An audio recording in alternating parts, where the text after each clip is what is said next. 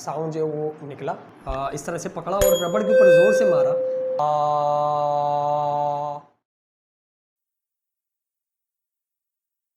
अस्सलाम वालेकुम। Chapter number 12 waves and sound चल रहा है हमारा। और इसकी पिछली वीडियो के अंदर हमने वेव्स के अंदर जितने भी टॉपिक्स थे तकरीबन वो कवर कर लिए थे सारे। सिर्फ एक टॉपिक वेव्स के अंदर जो रह गया है वो हमारे पास बिहेवियर ऑफ वेव्स का है, जिसके अंदर इंटरफेरेंस वगैरह और रिफ्लेक्शन वगैरह और इको और साथ साथ कुछ एक दो और चीज़ें हैं जो उस बिहेवियर ऑफ वेव्स के अंदर आती हैं। हम उसे छोड़ के अभी डायरेक्ट जंप करने वाले हैं दूसरे हमारे पार्ट के ऊपर इस चैप्टर के, जो कि साउंड है। क्योंकि वो जो बिहेवियर ऑफ वेव्स है वो हमारे पास रेडियो सिलेबस के अंदर इंक्लूड नहीं है, लेकिन जो उसके अंदर चीज़ें आ रही हैं फिर भी वो इम्पॉर्टेंट है। लेकिन चूँकि रेडियो सिलेबस के अंदर ये वाला टॉपिक इंक्लूडेड है और काफ़ी सारे जो स्टूडेंट हैं वो बोल रहे हैं कि इसको कवर किया जाए पहले, तो इसलिए बिहेवियर वाला जो टॉपिक है उसको हम लोग एंड में कवर कर लेंगे। अभी हम लोग स्टार्ट कर रहे हैं इस चैप्टर का दूसरा पार्ट जो कि हमारे पास साउंड वाला है। और इस लेक्चर के अंदर, इस वीडियो के अंदर हम देखेंगे सबसे पहले तो साउंड को देखेंगे कि साउंड की डेफिनेशन क्या है, साउंड असल में क्या होता है। फिर इसके बाद इसके कॉज के ऊपर जाएंगे कि साउंड जो है वो किस तरह से प्रोड्यूस होता है। और इसके अंदर भी हमारे पास जो है वो 3-4 एक्सपेरिमेंट्स हैं। एक एक्सपेरिमेंट जो हमारे पास बुक के अंदर मौजूद है तो उसको यहाँ पे स्टडी कर लेंगे और वीडियो के ज़रिए से जो उसको समझ भी लेंगे। इसके अलावा खुद हम लोग जो है वो 3 या 2 एक्सपेरिमेंट मज़ीद देख लेंगे जो हम लोग खुद परफॉर्म कर सकते हैं यहाँ पे। उनके ज़रिए से देख लेंगे कि जो कॉज होती है साउंड की, साउंड किस तरह से प्रोड्यूस होता है, उसके पीछे क्या कॉज होती है, वो हम लोग जो वो देखेंगे। इसके बाद इट्स प्रोपगेशन, कि ये किस तरह से प्रोपगेट करता है हमारे पास मीडियम में, या फिर एक प्लेस से, एक पॉइंट से दूसरे पॉइंट तक किस तरह से प्रोपगेट करता है, इसके पीछे क्या पूरे का पूरा प्रोसेस हो रहा होता है। ये बात भी समझाने के लिए बुक के अंदर 2 एक्सपेरिमेंट मौजूद है, तो उन दोनों को भी यहाँ पे देख लेंगे कि उसके अंदर हमें क्या बताया हुआ है। और सबसे आखिर में हमारे पास फ्रीक्वेंसी की रेंजेस हैं और इन्हीं फ्रीक्वेंसी की रेंजेस को इस्तेमाल करते हुए, इन्हीं फ्रीक्वेंसी की रेंजेस को बताते हुए हमें 3 तरह के साउंड्स बुक में बताए हुए हैं। एक ऑडिबल है, एक अल्ट्रासोनिक है और एक जो हमारे पास इंफ्रासोनिक है। तो ये तीनों की फ्रीक्वेंसी रेंजेस कितनी कितनी आती है, मतलब कितनी फ्रीक्वेंसी रेंज होगी तो हमारे पास जो टाइप होगी या फिर जो क्लासिफिकेशन होगी वो इंफ्रासोनिक साउंड वेव्स होंगी। कितनी फ्रीक्वेंसी से कितनी तक जाएंगी तो हमारे पास ऑडिबल होंगी और कितनी से कितनी तक जाएंगी तो अल्ट्रासोनिक होंगी। तो ये भी सबसे आखिर में जो देख लेंगे। और काफ़ी इंटरेस्टिंग टॉपिक है आज का, जिसके अंदर हम लोग साउंड को कम्प्लीटली जो वो अंडरस्टैंड करेंगे। सबसे पहले हम एक मैप बना लेते हैं, एक नक्शा बना लेते हैं। अभी तक जितना भी हमने सीखा है, पढ़ा है वेव्स के बारे में, तो इससे एक आपको पिक्चर, एक ओवरव्यू मिल जाएगा कि हमने कहाँ से स्टार्ट किया था और कहाँ तक अभी पहुँचे हैं और किस चीज़ को जो वो स्टार्ट करने वाले हैं। तो सबसे पहले तो वेव्स, और वेव्स के अंदर हमने जो है वो 2 टाइप्स देखी। एक जो है वो 2 टाइप्स हमने देखी थी, लॉन्गिट्यूडनल और ट्रांसवर्स वाली। अगर इसकी कंप्लीट बेसिक हम लोग क्लासिफिकेशन करें, बेसिक टाइप्स जो है वो देखें, तो हमारे पास वेव जो होती हैं वो एक मैकेनिकल होती है, मैकेनिकल वेव्स, और एक जो होती है हमारे पास वो नॉन मैकेनिकल वेव्स भी कहते हैं उनको, नॉन मैकेनिकल वेव्स। या फिर इन नॉन मैकेनिकल वेव्स को, या फिर ये जो नॉन मैकेनिकल वेव्स होती हैं हमारे पास, ये इलेक्ट्रोमैग्नेटिक वेव्स होती हैं, electromagnetic waves. In non mechanical waves को हम इलेक्ट्रोमैग्नेटिक वेव्स भी कहते हैं। अच्छा, मैकेनिकल वेव्स के अंदर हमने जो है वो मज़ीद 2 टाइप्स पढ़ी। एक टाइप जो है वो हमारे पास ट्रांसवर्स है, ट्रांसवर्स वेव्स। इसको काफ़ी अच्छी खासी हमने अच्छे खासे एक्सपेरिमेंट्स के बाद जो समझा और इसकी पूरी की पूरी प्रॉपर्टीज़ भी देखी कि इसके अंदर क्या क्या होता है, क्रस्ट वगैरह, ट्रफ वगैरह, और जो प्रोपगेशन होती है वेव की वो किस तरह से होती है, और जो पार्टिकल है वो किस तरह से मूव कर रहे होते हैं। और इसी तरह जो है वो हमने लॉन्गिट्यूडनल के बारे में भी देखा, लॉन्गिट्यूडनल एक्सपेरिमेंट्स के ज़रिए से और सारा इसको स्टडी किया कि हमारे पास जो लॉन्गिट्यूडनल वेव्स होती हैं वो कौन कौन सी होती हैं एग्जांपल्स के साथ। अच्छा, अब ये जो हमारे पास मैकेनिकल वेव्स हैं और इलेक्ट्रोमैग्नेटिक वेव्स हैं, या फिर जो मैकेनिकल वेव्स हैं और नॉन मैकेनिकल वेव्स हैं, इनके दरमियान जो है वो डिफरेंस क्या है, इन दोनों के दरमियान क्या डिफरेंस है, और असल में मैकेनिकल वेव्स होती क्या हैं और ये जो नॉन मैकेनिकल वेव्स हैं ये क्या होती हैं। जो मैकेनिकल वेव्स हैं इनको इस तरह से डिफाइन किया जाता है, या फिर ये जो मैकेनिकल वेव्स हैं हमारे पास ये वो वेव्स होती हैं जिन्हें रिक्वायर्ड होता है मीडियम। मीडियम इज़ रिक्वायर्ड या मीडियम इज़ मस्ट। मीडियम इनको जो है वो लाजमी चाहिए होता है प्रोपगेट करने के लिए, मैकेनिकल वेव जितनी भी है। अगर मीडियम नहीं होगा, मीडियम बेसिकली क्या क्या होता है, मीडियम जो है यहाँ पे हमने पहले भी डिस्कस किया हुआ था। मीडियम आपके पास या तो गैस हो या सॉलिड हो या लिक्विड हो, इसे हम लोग जो है वो मीडियम बोलते हैं। यानी कि मैटर किसी भी फॉर्म के अंदर मौजूद होना हमारे स्पेस के अंदर, उसे मीडियम बोलते हैं। तो मैकेनिकल वेव्स को मूव करने के लिए, प्रोपगेट करने के लिए मीडियम लाजमी रिक्वायर्ड होता है। अगर मीडियम नहीं होगा तो ये प्रोपगेट नहीं कर पाएंगी।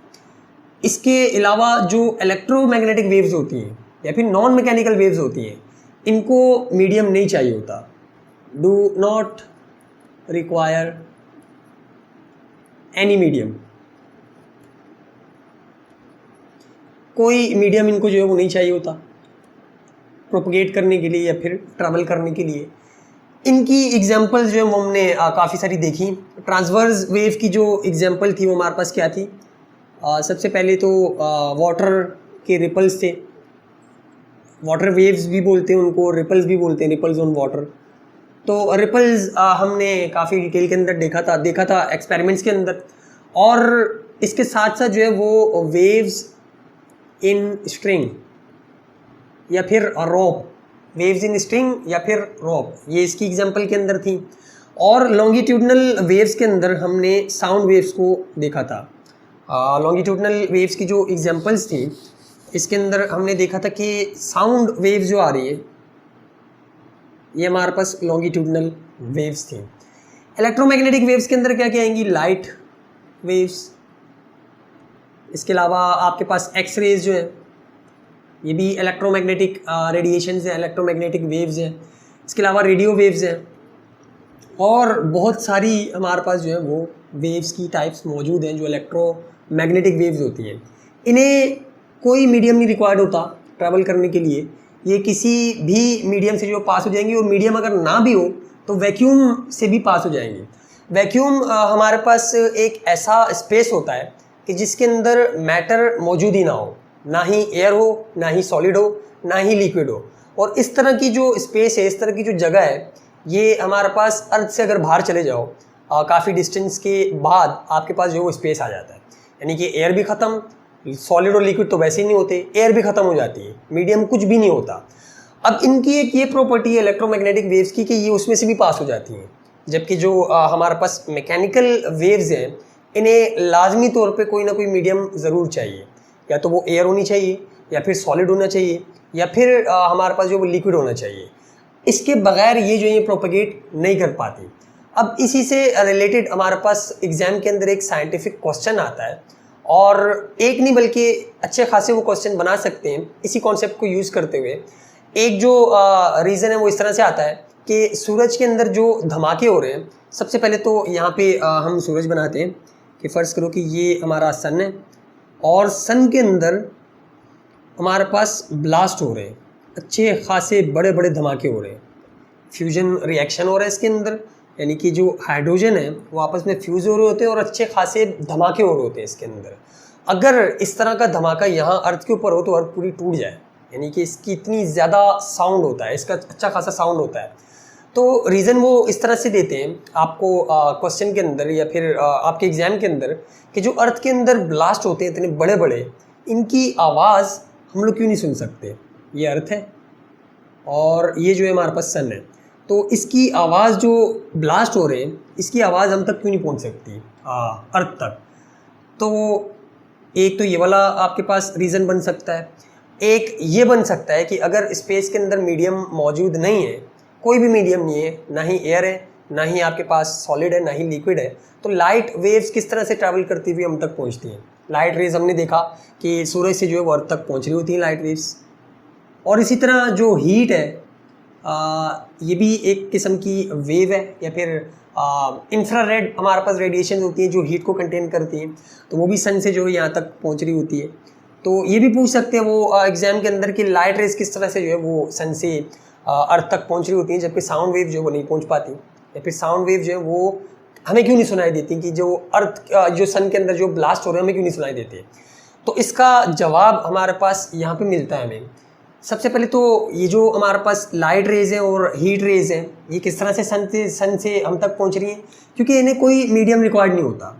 स्पेस के अंदर हमें पता है कि कोई मीडियम नहीं है, और जो इलेक्ट्रोमैग्नेटिक वेव्स हैं इन्हें कोई मीडियम रिक्वायर्ड नहीं होता। तो अगर कोई पूछे कि जो लाइट रे है या फिर जो हमारे पास हीट रेज है ये सन से किस तरह से अर्थ तक पहुंचती हैं, तो आपने जवाब ये देना है कि जो लाइट रेज है और जो हीट रेज है ये हमारे पास इलेक्ट्रोमैग्नेटिक वेव्स है, और इन्हें कोई मीडियम नहीं चाहिए होता। ये किसी भी मीडियम से पास हो जाती हैं, और अगर मीडियम ना भी हो, वैक्यूम हो, तो वैक्यूम से भी पास हो जाती हैं। और अगर ये इसका जवाब क्या होगा कि साउंड वेव जो है वो क्यों नहीं पहुंच पाती हम तक, क्योंकि साउंड वेव जो है वो हमने देखा कि ये मैकेनिकल वेव्स हैं, और मैकेनिकल वेव्स को लाजमी तौर पे कोई ना कोई मीडियम चाहिए होता है प्रोपगेट करने के लिए, इसके बगैर ये ट्रैवल इन कर सकते। तो यही वजह है कि जो हमारे पास सन है इसके अंदर जो ब्लास्ट हो रहे हैं इसकी आवाज़ हम तक नहीं पहुंच पाती, या फिर हम नहीं सुन पाते। और इसी तरह अगर आप स्पेस के अंदर चले जाओ, यानी कि फ़र्ज़ करो कि यहाँ पे आप मौजूद हो और ये स्पेस है, यानी कि इसके अंदर एयर के पार्टिकल्स वगैरह कुछ भी मौजूद नहीं है, आप यहाँ पे खड़े हुए हो और आपका जो दोस्त है वो यहाँ पे खड़ा हुआ है।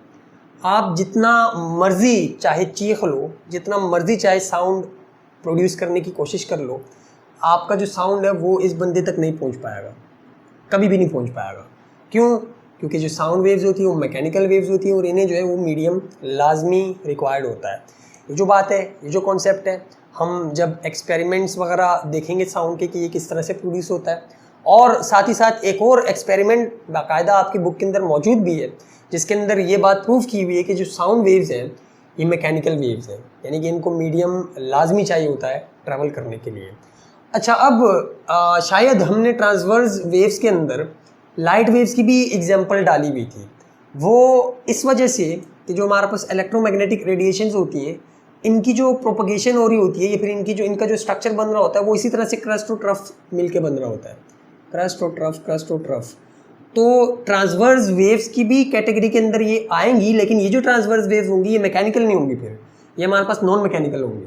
लेकिन नॉन मैकेनिकल ट्रांसवर्स वेव, या फिर इस तरह से कह सकते हैं कि जो हमारे पास ये इलेक्ट्रोमैग्नेटिक वेव्स हैं इनकी नेचर, या फिर ये जिस तरह से प्रोपगेट करती हैं वो इनके साथ मिलती है, ट्रांसवर्स वेव की प्रोपगेशन के साथ मिलती है, लेकिन है ये नॉन मैकेनिकल वेव्स। ये बात जो है आपने ध्यान में रखनी है, जिनको कोई मीडियम नहीं रिक्वायर्ड होता ट्रैवल करने के लिए, किसी भी मीडियम से पास हो जाती हैं, और अगर मीडियम ना भी हो, वैक्यूम हो, तो ये वैक्यूम से भी जो है वो पास हो जाती हैं। तो ये हमारे पास जो है वो एक मैप है, एक स्ट्रक्चर है, जितना कुछ अभी तक हमने पढ़ा। इसके बाद अब हम लोग यहाँ पे पहुँचे हैं साउंड वेव्स के ऊपर। साउंड वेव कौन सी वेव है या फिर किस वेव की टाइप है? सबसे पहले तो मैकेनिकल के बाद हमारे पास दो टाइप्स होती है मैकेनिकल के अंदर, एक ट्रांसवर्स और एक लॉन्गिट्यूडनल। ये इलेक्ट्रोमैग्नेटिक वाली अभी हम लोग जो है फ़िलहाल नहीं देख ले, तो इसको जो है वो हम लोग यहाँ से मिटा देते। इसका जो कॉन्सेप्ट था वो हमने ले लिया। अब साउंड की जो है वो मैपिंग कर लेते हैं कि साउंड कहाँ से आया। सबसे पहले तो मैकेनिकल वेव्स, और मैकेनिकल वेव्स के बाद इसकी जो टाइप है वो लॉन्गिट्यूडनल, और लॉन्गिट्यूडनल की जो टाइप है वो हमारे पास साउंड वेव्स है। तो ये इसका जो है वो कनेक्शन है या फिर रिलेशन है ये कि ये कहाँ से आई। मैकेनिकल वेव्स में ट्रांसवर्स वेव भी होती हैं, लेकिन हमारे पास जो टाइप है लॉन्गिट्यूडनल, उसकी एग्जांपल जो वो साउंड वेव है। तो ये हमारे पास मैपिंग है साउंड वेव की, और इसे यहाँ पे बताने का मकसद क्या है कि आपको लॉन्गिट्यूडनल वेव्स के बारे में पता होना चाहिए, जो हमने काफ़ी डिटेल के अंदर वेव मोशन के टॉपिक के अंदर देखा था कि जिसके अंदर हमने टाइप देखी थी लॉन्गिट्यूडनल वेव, और उसकी 2 एग्जांपल भी हमने वहाँ पे कवर की थी कि किस तरह से कंप्रेशन और रेयर फ्रैक्शन के थ्रू जो हमारे पास लॉन्गिट्यूडनल वेव्स हैं ये मूव करती हैं। अब चूंकि साउंड वेव लॉन्गिट्यूडनल वेव्स ही होती हैं तो इसके अंदर सारी की सारी प्रॉपर्टीज, सारी की सारी कैरेक्टरिस्टिक्स वही वाली इस्तेमाल होंगी जो हमने लॉन्गिट्यूडनल वेव्स के अंदर पढ़ी थी कि कंप्रेशन क्या होती हैं और जो रेयर फ्रैक्शन होते हैं वो किस तरह से होते हैं और वो किस तरह से प्रोपगेट कर रहे होते हैं एक पॉइंट से दूसरे पॉइंट के अंदर। अब हम लोग जो है वो स्टार्ट करते हैं साउंड की डेफिनेशन के साथ और फिर देखेंगे कि ये किस तरह से कॉज होता है। जी, तो ये हमारे पास कुछ डेफिनेशंस हैं साउंड की, जिसके अंदर पहली जो 2 डेफिनेशंस हैं वो तो काफ़ी आसान सी हैं। ये जो तीसरी वाली डेफिनेशन है ये आपको तब समझ में आएगी सही से कि जब हम इसकी थोड़ी सी एग्जांपल और साथ ही साथ जो है वो कॉज को पढ़ लेंगे कि किस वजह से प्रोड्यूस होता है और कैसे प्रोड्यूस होता है, हाउ साउंड इज़ प्रोड्यूस्ड। इसकी जो पहली डेफिनेशन है वो सबसे आसान है, sound is a form of energy. Same उसी तरह जिस तरह हमने हीट की पढ़ी थी कि हीट जो है वो हमारे पास फॉर्म ऑफ एनर्जी है, light is a form of energy, तो साउंड भी जो है वो एनर्जी की ही एक फॉर्म है। इसके बाद जो दूसरी डेफिनेशन है वो हमें क्या बता रही है कि sound is the sensation produced by air. Sound सिर्फ एक सेंसेशन है, हमारे पास सिर्फ एक सेंस है कि जिसको हमारा जो एयर है वो सेंस करता है, लेकिन sound is a sensation that is produced in our ear. ये हमारे पास एक सेंसेशन होती है जो हमारे कानों के अंदर प्रोड्यूस होती है और हमारा ब्रेन जो है वो उसको इंटरप्रेट करके बता रहा होता है। अब जो सबसे आखिरी और थोड़ी सी जो लॉजिकल हमें डेफिनेशन लग रही है इसकी वो ये वाली है कि मैकेनिकल रेडिएंट एनर्जी, हमारे पास साउंड क्या है कि एक मैकेनिकल रेडिएंट एनर्जी है जो ट्रांसमिट होती है by longitudinal pressure waves. Longitudinal pressure waves के ज़रिए से हमारे पास एक मैकेनिकल रेडिएंट एनर्जी प्रोड्यूस होती है, फिर ट्रांसमिट होती है, एक पॉइंट से दूसरे पॉइंट के ऊपर जाने को ट्रांसमिट बोलते हैं in a material medium. Material medium के अंदर हमारे पास लॉन्गिट्यूडनल प्रेशर वेव्स के ज़रिए से मैकेनिकल रेडिएंट एनर्जी जो है वो ट्रांसफ़र होती है, इसे हम लोग साउंड बोलते हैं। जो मटेरियल मीडियम है हमारे पास वो एयर भी हो सकता है, लिक्विड भी हो सकता है और साथ ही साथ जो है वो आपके पास सॉलिड भी हो सकता है। यानी कि मीडियम के अंदर ही कोई भी मीडियम हो उसके अंदर लॉन्गिट्यूडनल प्रेशर वेव्स के ज़रिए से, लॉन्गिट्यूडनल प्रेशर वेव्स क्या होती हैं, अगर आपको वो हमारे पास जो एग्जांपल थी स्प्रिंग वाली अगर वो आपको याद हो तो उसके अंदर भी हम प्रेशर जो है वो जनरेट करवाते थे। लॉन्गिट्यूडनल प्रेशर जो था हमारे पास उसके अंदर जनरेट करवाते थे हम लोग। किस तरह से? इस तरह से इसको खींचा और एक लॉन्गिट्यूडनल प्रेशर जो है वो जनरेट किया। तो लॉन्गिट्यूडनल प्रेशर से क्या होता है, लॉन्गिट्यूडनल प्रेशर वेव्स प्रोड्यूस होती हैं इस स्प्रिंग के अंदर, या फिर लॉन्गिट्यूडनल वेव्स हमारे पास प्रोड्यूस होती है इस स्प्रिंग के अंदर। और वो किस तरह से होती है कि कंप्रेशन और रेयर फ्रैक्शन मिलता है, कंप्रेशन और फिर आगे जो रेयर फ्रैक्शन यानी कि इस तरह से ट्रांसफ़र हो रही होती है। तो हमारे पास साउंड वेव भी इसी तरह की कुछ मैकेनिकल रेडिएंट एनर्जी होती है, यानी कि जैसे यहाँ से हम लोग एनर्जी जो है ट्रांसफ़र कर रहे थे इसके अंदर, एनर्जी जो है वो मैकेनिकल एनर्जी इसके अंदर ट्रांसफ़र कर रहे थे, और ये जो हमारी मैकेनिकल एनर्जी थी जो हम लोग इस मोशन की वजह से इसके अंदर प्रोड्यूस करवा रहे थे, प्रेशर लॉन्गिट्यूडनल प्रेशर इसके अंदर प्रोड्यूस कर रहा था वो, और उसकी वजह से जो हमारे पास लॉन्गिट्यूडनल वेव्स यहाँ पे बन रही थी जो कंप्रेशन और रेयर फ्रैक्शन के थ्रू हो रही थी और ये मूव करती हुए एंड तक जा रही थी। तो साउंड भी सेम इसी तरह, इस एग्जांपल को अगर देख के हम इसको समझें तो जो साउंड वेव्स होती हैं ये भी बिल्कुल इसी तरह से प्रोपगेट करती हैं, इसी तरह से जो प्रोड्यूस होती हैं कि हमारे पास लॉन्गिट्यूडनल प्रेशर अप्लाई होता है मीडियम के ऊपर और इसके जो पार्टिकल हैं वो कंप्रेस हो जाते हैं, यानी कि उसके अंदर कंप्रेशन और रेयर फ्रैक्शन आती है, और यही जो डिस्टर्बेंस है जो हमने लॉन्गिट्यूडनल प्रेशर से यहाँ पे प्रोड्यूस की है वो in the form of wave फिर एक पॉइंट से दूसरे पॉइंट के ऊपर ट्रांसमिट हो रहा होता है। और ये बात आपको मज़ीद क्लियर तब होगी कि जब हम देखेंगे कि साउंड बेसिकली असल में प्रोड्यूस कैसे हो रहा है। तो उसकी तरफ बढ़ते हैं और देखते हैं कि साउंड किस तरह से प्रोड्यूस होता है, यानी कि how sound is produced reasons. जी, तो ये हमारे पास एक पैराग्राफ सा है जिसके अंदर हमें उन्होंने बताया है कि जो साउंड वेव्स हैं वो किस तरह से प्रोड्यूस होती हैं। Sound is produced by vibrations of elastic bodies.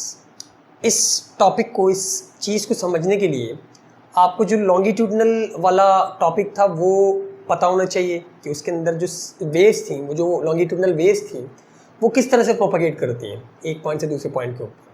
अब क्योंकि साउंड वेव इनविजिबल वेव्स है, हमें नज़र नहीं आती, तो इसलिए हमने शुरू में जो बात की थी कि हम विजिबल वेव्स की एग्जांपल्स को लेके इनविजिबल वेव्स को जो है वो समझते हैं।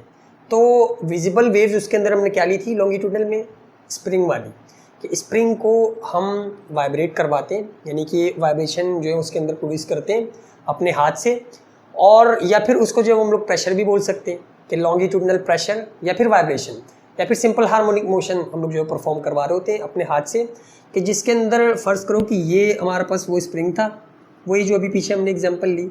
तो क्या करते हैं हम कि शुरू के अंदर इसकी जो स्पेसिस होंगी वो इक्वल होंगी, इक्वल डिस्टेंसिंग होगी, और हम यहाँ से पकड़ के एक प्रेशर जो है वो क्रिएट करें या फिर वाइब्रेशन जो है वो प्रोड्यूस करवाएं। बेसिकली यहाँ पे जो हमारा हाथ है वो वाइब्रेट होगा इस तरह से, टू एंड फ्रो वाइब्रेट होगा, और इस टू एंड फ्रो वाइब्रेट होने की वजह से क्या होगा, बेसिकली यहाँ पे जो है हम लोग लॉन्गिट्यूडनल प्रेशर क्रिएट कर रहे हैं, और इस लॉन्गिट्यूडनल प्रेशर से हमारे पास यहाँ से कंप्रेशन जो है वो जनरेट होगी।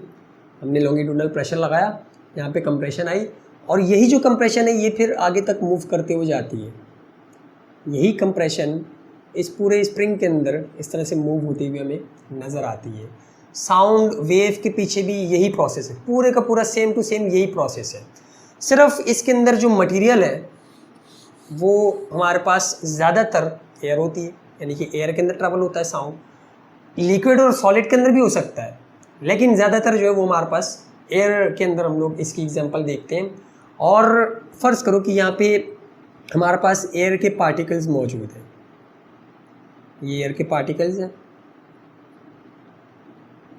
सारे, और क्या हो कि यहाँ पे हम किसी चीज़ की वाइब्रेशन स्टार्ट कर दें। स्पीकर को आप ले लो कि यहाँ पे जो हमारे पास एक स्पीकर है, और स्पीकर क्या करता है कि वाइब्रेट करता है। स्पीकर वाइब्रेट करेगा, और वाइब्रेशन की वजह से क्या होगा कि साउंड किस वजह से सबसे पहले प्रोड्यूस होता है, sound is produce by vibration of elastic bodies, elastic bodies की वाइब्रेशन की वजह से। अब वाइब्रेशन की वजह से होता क्या है, अगर हम लोग थोड़ा सा गौर करें कि वाइब्रेशन की वजह से क्या हो रहा होता है, तो वाइब्रेशन की वजह से जो हमारे एयर के पार्टिकल्स हैं इनके अंदर लॉन्गिट्यूडनल प्रेशर क्रिएट हो रहा होता है, और वो जो लॉन्गिट्यूडनल प्रेशर है वो इन पार्टिकल्स को कंप्रेस करवा देता है। फ़र्ज़ करो कि ये जो स्पीकर है इसका पर्दा एक बार पीछे गया और एक बार आगे आया, यानी कि इसने एक बार इस तरह से जो है वो वाइब्रेट हुआ, है मूव किया इसने। सेम उसी तरह जिस तरह हमने उस स्प्रिंग को पकड़ा और अंदर की तरफ फेंका, या फिर एक जो है ये वाइब्रेशन हमने जो उसको दी, तो क्या हुआ कि वहाँ पे भी कंप्रेशन हुई। और यहाँ पे चूंकि हमारे पास एयर के पार्टिकल्स हैं इस तरह से मौजूद है, एयर हमें पता है कि डिफरेंट गैसेस से मिलकर बनी हुई है, तो ये उसके गैसेस के पार्टिकल्स यहाँ पे मौजूद है। अब अगर ये एक बार पीछे गया और एक बार आगे आया, तो इसने क्या किया कि यहाँ पे हमारे पास कंप्रेशन जनरेट करवाई, लॉन्गिट्यूडनल प्रेशर क्रिएट किया, और इस लॉन्गिट्यूडनल प्रेशर से क्या होगा कि ये जो एयर के पार्टिकल्स हैं, ये जो हमारे पास एयर के मॉलिक्यूल्स हैं, इनके अंदर कंप्रेशन जनरेट होगी। और कंप्रेशन कैसे आगे प्रोपेगेट करेगी, सेम उसी तरह जिस तरह हमने स्प्रिंग के केस के अंदर देखा था कि कंप्रेशन आगे रेयर फ्रैक्शन, और फिर अगर ये इस तरह से कॉन्टीन्यूसली वाइब्रेट करता रहे तो हमें कंसेक्यूटिव कंप्रेशन और रेयर फ्रैक्शन जो है वो देखने को मिलती है। और यही जो हमारे पास डिस्टर्बेंस है, ये जो कंप्रेशन की हमारे पास डिस्टर्बेंस है, ये ट्रैवल करती है, फिर मूव करती है एक पॉइंट से दूसरे पॉइंट के ऊपर, और इसी तरह से जो हमारे पास साउंड प्रोड्यूस होता है। अगर आगे हम लोग देखें तो दीज वाइब्रेशंस या फिर डिस्टर्बेंस जो वाइब्रेट होने की वजह से प्रोड्यूस हो रही है, यानी कि ये जो कंप्रेशंस है या फिर ये जो डिस्टर्बेंस है, अब ये क्या करेंगी, मूव करेंगी थ्रू द मीडियम।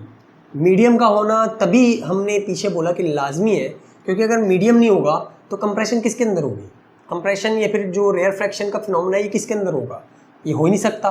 तो इसलिए हमारे पास जो साउंड वेव्स हैं वो बगैर मीडियम के ट्रैवल नहीं कर सकते। मीडियम या तो आपके पास मॉलिक्यूल्स हो गैसेस के, या तो मॉलिक्यूल्स हो आपके पास लिक्विड के, या तो मॉलिक्यूल्स हो सॉलिड के। तीनों केसेस के अंदर हमारे पास मीडियम का होना जो है वो लाजमी है साउंड वेव्स के लिए।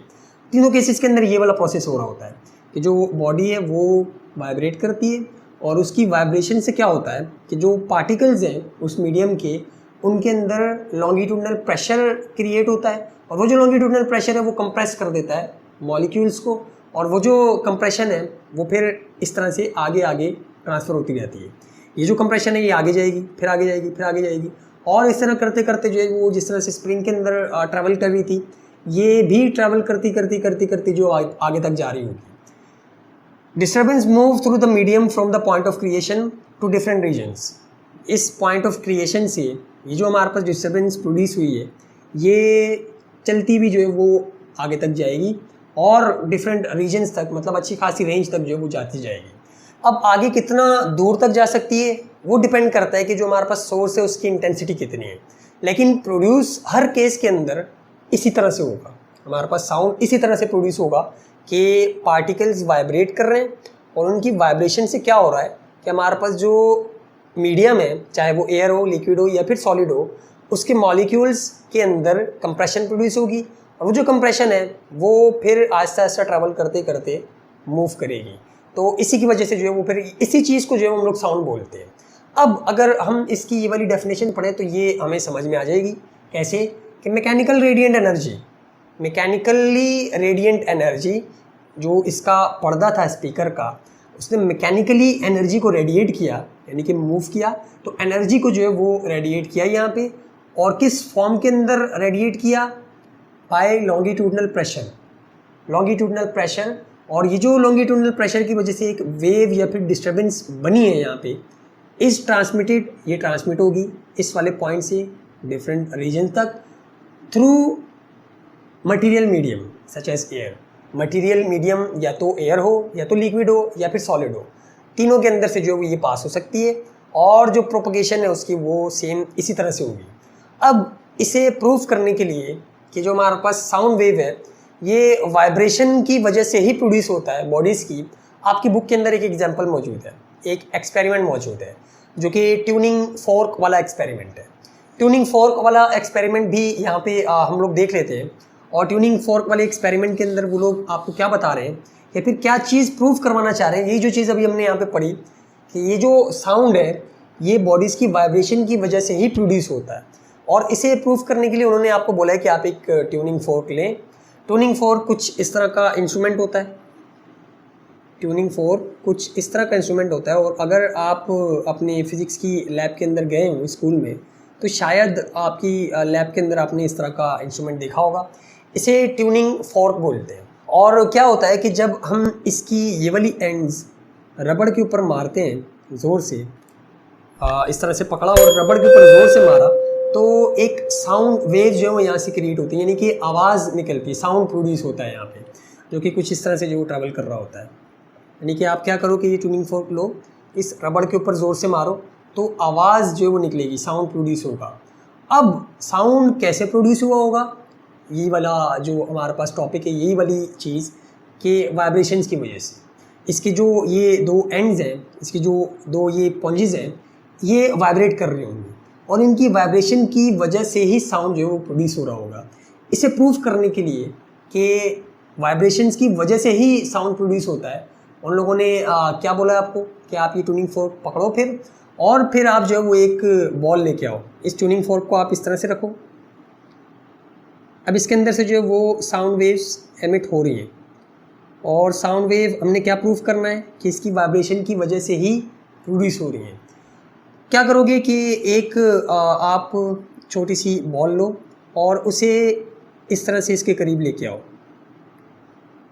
और इस ट्यूनिंग फोर्क को इस बॉल के ऊपर पहले रबड़ के ऊपर मारो ज़ोर से, और रबड़ के ऊपर मारने के बाद जब इसमें से साउंड निकल रहा हो तो आप क्या करो कि ये जो छोटी सी बॉल है इसके इस साइड के ऊपर, इसके इस वाले पॉन्च के ऊपर जो आप आके हल्की सी हिट करो, तो आप देखोगे कि ये जो हमारे पास बॉल है ये इस तरह से जो है मूव करना स्टार्ट कर देगी, या फिर जैसी उसके साथ लगेगी पीछे की तरफ जाएगी, लगेगी पीछे की तरफ जाएगी, लगेगी और पीछे की तरफ जाएगी। तो इससे क्या बात प्रूव हुई कि जो हमारे पास इसका ये वाला एंड है या फिर ये वाला पॉन्च है ये वाइब्रेट कर रहा है, तभी तो इसके साथ ये चीज़ वाइब्रेट कर रही है। और इसके साथ अगर आपने कोई चीज़ लगाई तो तो ये पीछे की तरफ जाएगी इस तरह से। और यही चीज़ जो है वो आप इस वीडियो के अंदर भी देख सकते हैं कि सबसे पहले हमने ट्यूनिंग फॉर्क लिया और उसको जब रबड़ पे मारा तो इसमें से साउंड निकलना स्टार्ट हो गया। और साउंड निकलने के बाद जब हम ये स्मॉल बॉल लेके आए इसके करीब और इसके एक पॉइंट के साथ हमने जैसे ही अटैच की, जैसी कनेक्ट की, इसके साथ टच किया उसको, तो ये जो बॉल है ये इस तरह से मूव करना स्टार्ट कर दिया इसने। और इससे क्या प्रूव हो रहा है हमारे पास कि जो साउंड है वो इसकी वाइब्रेशन की वजह से निकल रहा है, फिर इसकी वाइब्रेशन की वजह से जो है एमिट हो रहा है। इसी तरह का एक्सपेरिमेंट बुक के अंदर ही उन्होंने इस तरह का बताया हुआ है कि आप एक वेसल लो और एक स्पून लो, यानी कि एक चम्मच लो और एक वेसल लो। तो हमारे पास वेसल जो है वो आप इस गिलास को भी ले सकते हो, मेटल का होना चाहिए, स्टील का होना चाहिए, और साथ में एक स्पून लो जो कि ये भी आपके पास जो है वो स्टील की होनी चाहिए, फिर मेटल की होनी चाहिए। और आप क्या करो कि इसको इसके ऊपर जो वो हिट करो, तो जब मैं इसको इसके ऊपर हिट करूँगा तो एक साउंड जो है इसके अंदर से जनरेट होगा। और हम प्रूव क्या करेंगे कि ये जो साउंड है जो इसमें से प्रोड्यूस हो रहा है वो इस गिलास की वाइब्रेशन की वजह से प्रोड्यूस हो रहा है। आप उसे फील भी कर सकते हो, इसके ऊपर मारो और जब तक इसके अंदर से आवाज़ निकल रही है आप हल्का सा जेंटली इसके ऊपर टच करो तो आपको महसूस होगा, आप ये फील करोगे कि ये जो गिलास है ये वाइब्रेट कर रहा है, हल्का हल्का हल्का हल्का हल्का वाइब्रेट कर रहा है जब तक साउंड इसमें से निकल रहा है। साउंड निकल गया, अब इसको टच करो, कोई महसूस नहीं हो रहा कि ये जो है वाइब्रेट कर रहा है, इसलिए साउंड भी नहीं निकल रहा। आप इसके ऊपर हिट करोगे इसे, साउंड जब तक निकल रहा होगा, जेंटली इसको टच करो तो आप देखोगे कि ये जो हमारे पास गिलास है ये वाइब्रेट कर रहा है। तो करके देखते हैं कि इसके ऊपर साउंड जो है वो निकला अच्छी खासी देर तक। और अगर आप टच ना भी करो तो जो आपका नीचे हाथ है आपको इसके ऊपर फील हो जाएगा कि ये जो चीज़ है ये वाइब्रेट हो रही है, गिलास जो वाइब्रेट हो रहा है। दोबारा से करके देखते हैं और इसको जेंटली जब आप टच करोगे तो अच्छा खासा आपको जो है वो महसूस होगा कि ये जो गिलास है ये वाइब्रेट कर रहा है और जो साउंड है वो इसी की वाइब्रेशन की वजह से निकल रहा है। और इस तरह की जो केसेस हैं, इस तरह की जो एग्जांपल्स हैं, आप इस तरह से भी ले सकते हो कि स्पीकर आपने देखे होंगे, स्पीकर को लो और स्पीकर के जो पर्दे होते हैं उनको गौर से देखना। जब उनके अंदर से आवाज़ निकल रही होती है तो उनको गौर से देखना, उसके जो पर्दे होते हैं वो वाइब्रेट कर रहे होते हैं। आप उसको हाथ लगा के देखो, स्पीकर के ऊपर आप यूँ हाथ लगा दो, कोई पीछे साउंड निकालो, गाना वाना लगाओ और उसके पर्दे के ऊपर हाथ रखो, तो आपको बाकायदा अच्छा खासा महसूस होगा कि वो जो पर्दे हैं वो वाइब्रेट कर रहे हैं और साउंड उन्हीं की वाइब्रेशन की वजह से ही प्रोड्यूस हो रहा होता है। कैसे प्रोड्यूस हो रहा होता है वो हमने यहाँ पे देख लिया कि वो जो वाइब्रेशन है उनकी वो लॉन्गिट्यूडनल प्रेशर जनरेट करती हैं और उन लॉन्गिट्यूडनल प्रेशर की वजह से जो हमारे पास मीडियम है यानी कि एयर है, इनके मॉलिक्यूल्स कंप्रेस और रेयर फ्रैक्शन, कंप्रेशन और रेयर फ्रैक्शन जो है इसके अंदर प्रोड्यूस हो रही होती है, जिसे हम डिस्टर्बेंस भी बोल सकते हैं, जिसे वेव भी बोल सकते हैं। और वो वेव फिर जो है वो ट्रैवल करते करते हुए आगे तक जा रही होती है, यानी कि वो जो एनर्जी है जो इस लॉन्गिट्यूडनल प्रेशर से हमारे पास कंप्रेस किया इसने, लॉन्गिट्यूडनल प्रेशर ने मॉलिक्यूल्स को यहाँ पे जो मौजूद है, इन्होंने क्या किया, अगले वालों को किया, फिर अगले वालों को किया और करते करते करते करते जो ये हमारे पास कंप्रेशन और रेयर फ्रैक्शन पूरा आगे तक जो है वो ट्रैवल कर रही होती है। ये दो एग्जांपल्स हो गई, दो एक्सपेरिमेंट हो गए हमारे पास, एक ट्यूनिंग फोर्क वाला और साथ ही साथ जो वो एक वेसल और स्पून वाला, एक हमारे पास तीन हो गए, एक जो हमारे पास स्पीकर वाला हो गया कि आप स्पीकर से भी जो है वो देख सकते हो। एक और एग्जाम्पल जो अभी मैं कर रहा हूँ, मैं बोल रहा हूँ तो किस तरह से बोल रहा हूँ, ये भी तो साउंड है, तो ये साउंड भी लाजमी तौर पे वाइब्रेशन की वजह से ही प्रोड्यूस होना चाहिए, जो हमने पढ़ा यहाँ पे कि साउंड हमेशा वाइब्रेशन की वजह से प्रोड्यूस होगा। तो जो मैं बोल रहा हूँ ये किस तरह से प्रोड्यूस हो रहा है, ये इस तरह से प्रोड्यूस हो रहा है कि हमारे गले के अंदर यहाँ पे वोकल कॉर्ड्स होते हैं, जब हम एयर को बाहर एक्सेल कर रहे होते हैं तो ये जो हमारे वोकल कॉर्ड्स हैं ये वाइब्रेट करते हैं। मतलब जब कोई बंदा बोलता है, बोलना स्टार्ट करता है, साउंड एमिट करना स्टार्ट करता है, तो ये जो हमारे वोकल कॉर्ड्स हैं ये वाइब्रेट करते हैं और इन्हीं की वाइब्रेशन की वजह से ही हमारे पास जो ये साउंड है ये प्रोड्यूस होता है, उसी तरह से कंप्रेशन और रिफ्लेक्शन के थ्रू। और ये हमारे वाइब्रेट करते हैं इसे पहचानने के लिए, इसे फील करने के लिए, या फिर आपको अगर देखना है कि भाई वाइब्रेशन की वजह से ही साउंड प्रोड्यूस हो रहा है या नहीं, तो इसे भी आप देख सकते हो। यहाँ पे अपने वोकल कॉर्ड्स के ऊपर यानी कि इस जगह के ऊपर आप ये थंब रखो, इस तरह से प्लेस करो और बोलना स्टार्ट करो। जब आप बोलना, अभी भी जो मैं बोल रहा हूँ मुझे अच्छा खासा महसूस हो रहा है यहाँ पे कि मेरा जो वोकल कॉर्ड्स है वो वाइब्रेट हो रहे हैं, यानी कि वाइब्रेशन में नज़र आ रही है। और अगर इस तरह से फील नहीं हो रहा तो आप एक कॉन्टीन्यूस आवाज़ जो वो निकालो, करके देखो, खुद करके देखो अभी कि इस तरह की आवाज़ निकालो तो आपको फील होगा, आपको पता लगेगा कि आपके जो वोकल कॉर्ड्स हैं वो वाइब्रेट हो रहे हैं और उन्हीं की वजह से जो है वो आपके पास साउंड प्रोड्यूस हो रहा है। तो ये था हमारे पास टॉपिक कि किस तरह से साउंड प्रोड्यूस होता है।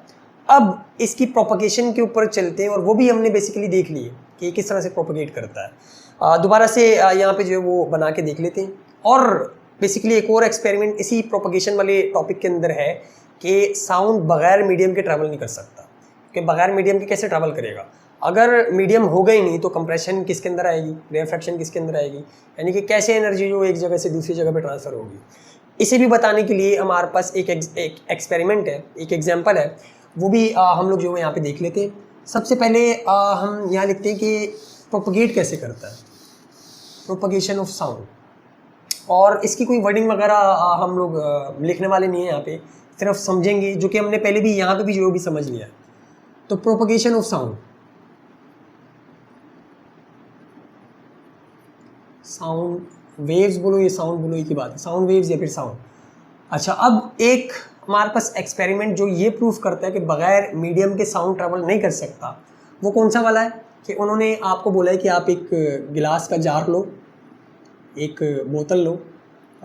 सिंपली हम यूँ बना देते हैं कि ये हमारे पास एक कंटेनर है गिलास का और इसके अंदर जो है वो हमने यहाँ पे वैक्यूम लगाया हुआ है, वैक्यूम लगाया हुआ है जिसके ज़रिए से हम एयर को बाहर निकाल के यहाँ पे वैक्यूम बनाने की कोशिश करेंगे, यानी कि मीडियम जो है वो ख़त्म करने की कोशिश करेंगे, मैटर को ख़त्म करने की कोशिश करेंगे। और उन्होंने बोला हुआ क्या है कि आप इसके अंदर एक इलेक्ट्रिक बेल लगा दो, ये वाली जो अक्सर स्कूलों के अंदर होती है हमारे पास, ये हैमर है इसका, और ये जब इसके साथ टकराता है तो आवाज़ जो है वो निकलती है, फिर हमें एक ट्रर यूँ आवाज़ जो है वो यहाँ पे प्रोड्यूस होती हुई नज़र आती है। इसकी जो वायर्स हैं वो आप यहाँ से लो और कॉर्क के ज़रिए से इसके अंदर से पास करवा दो, यानी कि ये पूरे का पूरा जार जो है वो सील होना चाहिए। सिर्फ ये जो हमारे पास इलेक्ट्रिक बेल है ये इसके अंदर पड़ी हुई हो, और आप क्या करो कि इसका बटन या फिर इसका सर्किट जो है वो ऑन करवा दो, इसको बैटरी के साथ लगा दो, पीछे इसको बैटरी के साथ लगाओ और सर्किट जो है वो ऑन कर दो। तो क्या होगा कि ये बेल जो है वो रिंग करना स्टार्ट कर देगी और हम जो है यहाँ से इसकी आवाज़ सुन रहे होंगे, हमें इसकी आवाज़ आ रही होगी। क्यों? क्योंकि इसके अंदर एयर के पार्टिकल्स मौजूद हैं और उन्हीं एयर के पार्टिकल्स के थ्रू हमारे पास जो है ये कंप्रेशन या फिर डिस्टर्बेंस या फिर साउंड वेव जो है वो ट्रैवल करते हुए आ रही है। अब क्या करो कि यहाँ से जो है हमारे पास वैक्यूम है, यहाँ से आप इसको वैक्यूम करना स्टार्ट कर दो, यानी कि जितनी भी एयर इसके अंदर मौजूद है, पहले के इसके अंदर क्या होगा कि ये हमारे पास एयर के पार्टिकल्स इसके अंदर मौजूद होंगे सारे, और जब ये हम स्टार्ट करेंगे बेल तो ये जो एयर के पार्टिकल्स हैं बेसिकली इनके ज़रिए से ही हमारे पास कंप्रेशन और रेयरफेक्शन के थ्रू आवाज़ जो है वो आएगी। फ़र्ज़ करो कि यहाँ पे जो है वो हम लोग सुन रहे हैं इसको, तो क्या होगा कि इनके ज़रिए से यहाँ भी एयर मौजूद है, यहाँ भी एयर मौजूद है, यहाँ भी एयर मौजूद है, तो क्या होगा कि यहाँ से ट्रैवल करती हुई कंप्रेशन जो हमने यहाँ पे क्रिएट की है ट्रैवल करती हुई हमारे कानों तक पहुँचेगी इस तरह से। अब क्या करो कि यहाँ से जो आपने वैक्यूम पंप लगाया हुआ है यहाँ पे, इससे ये एयर सक करके बाहर निकालते रहो, यानी कि इसको वैक्यूम करना स्टार्ट कर दो। तो क्या होगा कि एयर इसके अंदर से कम होना स्टार्ट हो जाएगी, और जैसे जैसे एयर कम होती जाएगी आपको साउंड वेव्स जो सुनाई दे रही हैं वो सुनाई देना बंद होने लग जाएगी। और जब आप पूरे का पूरा जो ये जार है इसको अगर वैक्यूम कर दोगे, अंदर एयर पार्टिकल जो है वो बिल्कुल मौजूद नहीं होंगे, तो एक वक्त ऐसा आएगा कि ये जो आपके पास साउंड वेव्स हैं जो इस बेल की वजह से प्रोड्यूस हो रही थी आपको सुनाई नहीं देंगी। हालांकि ये जो एयर, ये जो आपके पास ड्रम है ये कॉन्टीन्यूसली स्ट्राइक कर रहा होगा, ये कॉन्टीन्यूसली इसके साथ स्ट्राइक कर रहा होगा, लेकिन हमें साउंड वेव यहाँ पे सुनाई नहीं दे रही होंगी। आप यहाँ पे यही वाला गिलास ले जाओ और स्पून ले जाओ और यहाँ पे ज़ोर ज़ोर से इस गिलास के ऊपर मारते रहो, कोई साउंड वेव कोई प्रोड्यूस नहीं होगी, साउंड वेव यहाँ पे प्रोड्यूस हो ही नहीं सकती। क्यों? क्योंकि मीडियम ही नहीं है, कैसे कंप्रेशन और रिफ्लेक्शन के थ्रू हमारे तक साउंड जो है पहुँचेगा। लाजमी तौर पे यहाँ पे पार्टिकल्स चाहिए कि जिनके अंदर वो प्रेशर जनरेट हो और उस प्रेशर के थ्रू जो हमारे तक साउंड पहुँचे। तो ये एग्जांपल भी हमें ये बताती है कि जो हमारे पास साउंड वेव है वो वाइब्रेशंस की वजह से प्रोड्यूस होती हैं, और एक और चीज़ हमने ये देखी कि मीडियम लाजमी तौर पे रिक्वायर्ड होता है साउंड वेव को प्रोपेगेट करने के लिए। और इनकी प्रोपेगेशन किस तरह से होती है, बेसिकली उनको हम उसी एग्जांपल से अगर समझने की कोशिश करें तो हमने पीछे डिस्कस तो कर लिए, दोबारा से यहाँ पे जो वो देख लेते हैं कि ये फ़र्ज़ करो कि कोई बॉडी है, कोई सोर्स है जो साउंड को प्रोड्यूस कर रहा है, और फ़र्ज़ करो कि वही स्पीकर है आपके पास। तो क्या होता है कि यहाँ पे हमारे पास मॉलिक्यूल्स होते हैं एयर के, और शुरू में जो वो इस तरह से होंगे इक्वल डिस्टेंसिंग के ऊपर, इक्वल डिस्टेंसिंग के ऊपर आपके पास एयर के पार्टिकल्स मौजूद हैं। और क्या हुआ कि आपने इस बॉडी को वाइब्रेट करवाना स्टार्ट कर दिया, यानी कि ये स्पीकर है और ये वाइब्रेशन जो स्टार्ट करना वाइब्रेट होना जो स्टार्ट कर देगा। वाइब्रेशन से क्या करेगा कि लॉन्गिट्यूडनल प्रेशर क्रिएट करेगा। लॉन्गिट्यूडनल प्रेशर क्या करेगा कि यहाँ पे एयर के पार्टिकल्स को कंप्रेस कर देगा, एयर के पार्टिकल्स को कंप्रेस करेगा, और यही जो कंप्रेशन है ये मूव करती हुई आपको इस वाले एरिया से आगे तक नज़र आएगी थ्रू कंप्रेशन और रेयरफैक्शन। कंप्रेशन और रेयरफैक्शन यानी कि यहाँ पे कंप्रेस हुए और कंप्रेशन आगे मूव करती हुई इस तरह से नज़र आएगी कि ये वाले कंप्रेस हुए यहाँ जाएगा, पिछले वाले रेयरफैक्शन में चले जाएंगे, फिर ये वाले कंप्रेशन में आ जाएंगे, फिर आगे जाएगा ये वाला, यहाँ पे रेयरफैक्शन आ जाएगी, यहाँ पे कंप्रेशन आ जाएगी, और करते करते करते इसी तरह से कंसेक्यूटिव कंप्रेशन और रेयरफैक्शन जो आपको नज़र आएंगी। और ये उन लोगों को बिल्कुल अच्छे से समझ में आ रहा होगा जिन्होंने हमारे पास वेव मोशन के अंदर जो लॉन्गिट्यूडनल वेव्स थी वाला टॉपिक समझा था, क्योंकि उसके अंदर हमने इस एग्जांपल को काफ़ी डिटेल के अंदर जो वो डिस्कस किया था हेलिकल स्प्रिंग को लेते हुए। वो जो हेलिकल स्प्रिंग नहीं, वो था तो हेलिकल स्प्रिंग ही, लेकिन वो थोड़ा सा लूज टाइप का स्प्रिंग था। उसके अंदर हमने जिस तरह से समझा था, यहाँ पे भी बिल्कुल वही केस हो रहा है कि जिस तरह से, मतलब इस तरह से प्रोपोगेट करता है साउंड। इस पॉइंट से आगे जहाँ तक भी एयर मौजूद होगी वहाँ तक ये मूव करता हुआ जाएगा, और जितना दूर तक जाएगा वो डिपेंड करेगा कि इसकी इंटेंसिटी क्या है, कि ये किस इंटेंसिटी के साथ इसको प्रोड्यूस करवा रहा है। तो ये हमारे पास होगी प्रोपोगेशन ऑफ साउंड, जो हमने जो सिर्फ समझ लिया कि किस तरह से प्रोपोगेट होता है कि एयर के जो पार्टिकल्स होते हैं वो कंप्रेस और रेयरफैक्शन के थ्रू आगे तक जा रहे होते हैं। यानी कि वही जो वेव है, साउंड वेव है, जिसे हम लोग डिस्टर्बेंस बोलते हैं या फिर इसको कंप्रेशन भी बोल सकते हैं, हमारे मॉलिक्यूल्स की एयर की, ये ट्रैवल करती भी जा रही होती है, इस तरह से प्रोपोगेट करती है। अब इसके बाद हमारे पास जो सबसे आखिरी चीज़ रह गई है वो फ्रीक्वेंसी रेंजेस है। और इसे स्टार्ट करने से पहले आप लोगों के जहनों के अंदर एक सवाल आ रहा होगा कि हमने पेंडुलम भी तो पढ़ा था, पेंडुलम भी तो पढ़ा था हमने, और उसके अंदर हमने ये देखा था कि वो भी वाइब्रेट कर रहा है। पेंडुलम भी तो वाइब्रेट कर रहा होता है कि ये हमारे पास पेंडुलम है और ये इस तरह से वाइब्रेट कर रहा है। और भी इतनी सारी चीज़ें हैं जो हमारे पास वाइब्रेट कर रही होती हैं, लेकिन उनकी आवाज़ हमें क्यों नहीं आती। यानी कि हमने पीछे क्या पढ़ा कि साउंड वाइब्रेशन की वजह से प्रोड्यूस होता है बॉडीज़ की, तो वाइब्रेशन तो अच्छी खासी बॉडीज़ करती हैं, ये भी वाइब्रेट कर रहा है इस तरह से, और भी अच्छी खासी चीज़ें वाइब्रेट करती हैं, लेकिन उनकी आवाज़ हमें हम तक क्यों नहीं पहुंचती, या फिर उन्हें हम लोग सुन क्यों नहीं पाते। तो इसका जो जवाब है वो आपको फ्रीक्वेंसी रेंजेस के अंदर मिलेगा, कि जिसके अंदर उन्होंने बताया हुआ है कि जो रेंज है हमारे पास, हम कौन सी ऐसी साउंड वेव जिसको सुन सकते हैं और कौन सी ऐसी जिसको नहीं सुन सकते। यानी कि डिफरेंट टाइप्स के अंदर उनको तोड़ा हुआ है, तो वो भी हम लोग देख लेते हैं। इसका जवाब आपको वहाँ पे मिलेगा। तो यहाँ पे हम जो लिखते हैं रेंजेस ऑफ फ्रीक्वेंसी, सबसे पहले जो हमारे पास रेंज आती है वो इंफ्रासोनिक है, इंफ्रासोनिक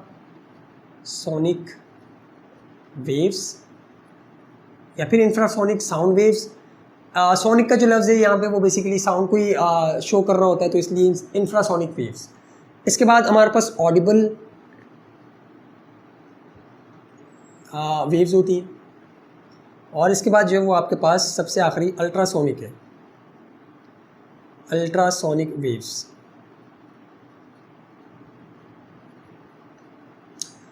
इंफ्रासोनिक वेव्स के अंदर कौन सी वेव्स आती हैं कि जिनकी फ्रीक्वेंसी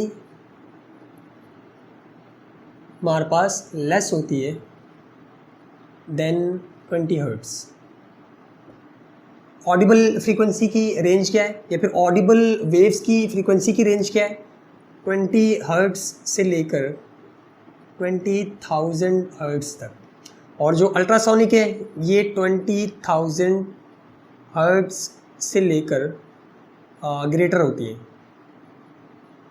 ग्रेटर देन 20,000 हर्ट्ज। इसको दोबारा से लिख दो। और ये सारी की सारी जो है फ्रीक्वेंसी है कि frequency is equals to this. इसके अंदर फ्रीक्वेंसी लेस देन 20 हर्ट्ज होती है, और इसके अंदर जो फ्रीक्वेंसी होती है हमारे पास, फ्रीक्वेंसी की रेंज बेसिकली वो ग्रेटर होती है देन 20,000 हर्ट्ज। अच्छा, ये हमारे काम की है। इसकी जो एग्जांपल है हमारे पास वो ह्यूमन आता है, ह्यूमन बीइंग्स, इसकी एग्जांपल्स के अंदर आते हैं। और ऑडिबल का लफ्ज़ भी यहाँ पे तभी लिखा हुआ है। ऑडिबल का मतलब कि सुनाई देने वाली चीज़, मतलब जिसको सुना जा सके, सुनने के काबिल। तो इंसान हमारे पास कौन सी रेंज की फ्रीक्वेंसी सुन सकते हैं? फ्रीक्वेंसी सबसे पहले क्या होती है ये आपको पता होना चाहिए। हमने पिछली वीडियोस के अंदर काफ़ी डिटेल के अंदर इनको डिस्कस किया हुआ है और बार बार डिस्कस किया हुआ है कि फ्रीक्वेंसी क्या होती है। अगर आपके पास लिखा हुआ हो कि 2 हर्ट्ज़, तो इस 2 हर्ट्ज़ का क्या मतलब था? इसी तरह की या फिर यही वाली एग्जांपल जो हमने काफ़ी बार वहाँ पे डिस्कस की थी कि 2 हर्ट्ज़ जो होता है वो क्या, उसका क्या मतलब होता है। फ्रीक्वेंसी का जो फार्मूला था, अगर दोबारा से उसको देखें तो फ्रीक्वेंसी का फार्मूला क्या था?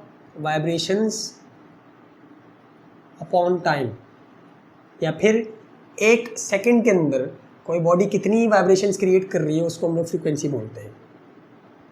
2 हर्ट्ज़ का मतलब क्या कि ये जो बॉडी है ये हमारे पास एक सेकंड के अंदर 2 वाइब्रेशन कंप्लीट कर रही है, ये इसकी फ्रीक्वेंसी है। 2 हर्ट्ज़ का मतलब क्या है कि एक बॉडी एक सेकंड के अंदर 2 वाइब्रेशन जो है वो परफॉर्म कर रही है। 20 हर्ट्ज़ का क्या मतलब होगा कि जो बॉडी है उसे एक सेकंड के अंदर 20 वाइब्रेशंस कंप्लीट करनी होगी। अगर वो एक सेकंड के अंदर 20 वाइब्रेशंस कर रही है, उसका मतलब कि इस बॉडी की जो फ्रीक्वेंसी है हमारे पास वो 20 हर्ट्ज़ है। अब एक कंडीशन है हमारे पास ऑडिबल रेंज के अंदर, ऑडिबल वेव्स किस रेंज के अंदर आती हैं कि जिन साउंड वेव्स की फ्रीक्वेंसी आपके पास 20 हर्ट्ज़ से लेकर 20,000 हर्ट्ज़ तक होगी, वो ऑडिबल रेंज है, आप उन्हें सुन सकते हो। यानी कि अगर कोई बॉडी एक सेकंड के अंदर 20 बार वाइब्रेशन कंप्लीट करती है अपनी, तो ये हमारे पास सबसे छोटी रेंज होगी कि जिसे आप सुन सको। यानी कि अगर कोई बॉडी एक सेकंड के अंदर 20 बार वाइब्रेशंस कंप्लीट करे तो उसकी वजह से जो साउंड वेव क्रिएट होगी आप उसे सुन सकोगे। ये सबसे छोटी है। और सबसे बड़ी कौन सी है कि एक सेकंड के अंदर 20,000 बार वाइब्रेशंस को कंप्लीट करे तो उसकी वजह से जो साउंड प्रोड्यूस होगा आप उसे भी सुन सकते हो। ये आपकी रेंज है। इनके दरमियान तो सारे ही सुन सकते हो। 20 हर्ट्ज़ के और 20,000 हर्ट्ज़ के दरमियान जितनी भी आपके पास टाइप्स ऑफ फ्रीक्वेंसीज आ रही हैं, जितनी भी रेंज ऑफ फ्रीक्वेंसीज आ रही है, यानी कि ये रेंज है। अगर फ्रीक्वेंसी इससे लेकर इस तक हुई, 20 हर्ट्ज़ से लेकर 20,000 हर्ट्ज़ तक हुई, तो आपको साउंड सुनाई देगा। और अगर इससे नीचे हुई फ्रीक्वेंसी किसी बॉडी की कि जो साउंड प्रोड्यूस कर रहा है या फिर यानी कि जो वाइब्रेट कर रहा है, अगर वो 20 हर्ट्ज़ से कम की फ्रीक्वेंसी से वाइब्रेट कर रहा है, उसका मतलब उसकी जो वेव्स है वो आपको सुनाई नहीं देगी। यानी कि उसका जो साउंड प्रोड्यूस हो रहा है वो आपको सुनाई नहीं देगा। इसी तरह 20,000 हर्ट्ज़ से अगर ज़्यादा बार को वाइब्रेट कर रहा है एक सेकंड के अंदर, यानी कि उसकी जो फ्रीक्वेंसी है वो 20,000 हर्ट्ज़ से ज़्यादा है, तो भी आपको सुनाई नहीं देगी वॉइस। ये जो रेंज लिखी हुई है ये बेसिकली नॉर्मल या फिर एवरेज रेंज लिखी हुई है कि जो हमारे पास एवरेज बंदे होते हैं या फिर जो नॉर्मल बंदे होते हैं वो इतनी रेंज तक जो वो सुन सकते हैं। और ये भी वेरी करती है, जैसे जैसे आप ओल्ड होते जाते हो तो ये जो आपका ये जो रेंज है इनके अंदर भी कुछ वेरिएशन जो वो आती रहती हैं। लेकिन अगर एवरेज लें, नॉर्मली देखें, तो यही रेंज है आपके पास फ्रीक्वेंसी की कि जो एक नॉर्मल बंदा सुन सकता है। अच्छा, अब अगर 20 हर्ट्ज़ से कम होगी फ्रीक्वेंसी तो जो साउंड की टाइप आएगी हमारे पास वो इंफ्रासोनिक आएगी, इंफ्रासोनिक। और इसके अंदर 20 हर्ट्ज़ से छोटी वाली जितनी भी फ्रीक्वेंसीज होगी, यानी कि 1 हर्ट्ज़ से लेकर 19 हर्ट्ज़ तक, तो वो इंफ्रासोनिक के अंदर आएगी। यही वजह है कि जो हमने बोला कि हमारे पास जो पेंडुलम है हमें उसकी साउंड क्यों नहीं सुनाई देती, पेंडुलम की साउंड क्यों नहीं सुनाई देती कि पेंडुलम भी इस तरह से जो है वो ऑस्किलेट कर रहा है या फिर वाइब्रेट कर रहा है, तो इसकी जो आवाज़ है वो हमें क्यों नहीं सुनाई देती। तो अगर इसकी फ्रीक्वेंसी देखें तो इसकी जो फ्रिक्वेंसी अगर हम लोग इसको यहाँ से छोड़ेंगे, ये यहाँ जाएगा और वापसी आएगा, और 1 सेकंड के अंदर मुश्किल से 1 या 2 वाइब्रेशन ये कंप्लीट कर पाएगा। तो वो इंफ्रासोनिक वेव्स के अंदर आती है और इन्हें हम लोग सुन नहीं पाते। ये जो जिस टाइप की वेव्स प्रोड्यूस कर रहा है, इनकी फ्रिक्वेंसी हमारे पास 1 या 2 हर्ट्ज़ तक है, तो इसलिए हम इसकी फ्रिक्वेंसी नहीं सुन पाएंगे। अच्छा, अब एग्जांपल्स हैं कि इस तरह की, सबसे पहले ये भी देख लो अल्ट्रासोनिक वेव्स, कि जो अल्ट्रासोनिक वेव्स होती हैं वो हमारे पास कौन सी होती हैं कि जिसके अंदर फ्रिक्वेंसी किसी बॉडी की 20,000 हर्ट्ज़ से ज़्यादा हो, कि वो 1 सेकंड के अंदर बहुत ज़्यादा तेज़ी से जो मूव कर रहा हो, यानी कि उसकी फ्रिक्वेंसी बहुत ज़्यादा हो, और वो 1 सेकंड के अंदर कितनी वाइब्रेशंस, 20,000 से भी ज़्यादा वाइब्रेशंस कंप्लीट करे, तो वो हमारे पास जो रेंज होती है सोनिक वेव्स की या फिर साउंड वेव्स की, वो हमारे पास अल्ट्रासोनिक वेव्स होती हैं। अब इसकी एग्जांपल जो हमारे पास ह्यूमन है, कि ह्यूमन बीइंग जो होते हैं वो हमारे पास इन रेंज की फ्रीक्वेंसीज को सुन सकते हैं, यानी कि इन रेंज की फ्रीक्वेंसी को ह्यूमन एयर के अंदर ये कैपेबिलिटी होती है, ये सलाहियत होती है कि इसे सुने। और अब अगर इंफ्रासोनिक वेव्स की बात करें तो इसकी एग्जांपल्स के अंदर हमारे पास क्या क्या चीज़ें आती हैं कि जो इन इंफ्रासोनिक वेव्स को प्रोड्यूस भी करते हैं और सुनते भी हैं। तो सबसे पहले हमारे पास कुछ एनिमल्स हैं, जिनमें से हमारे पास एलिफेंट,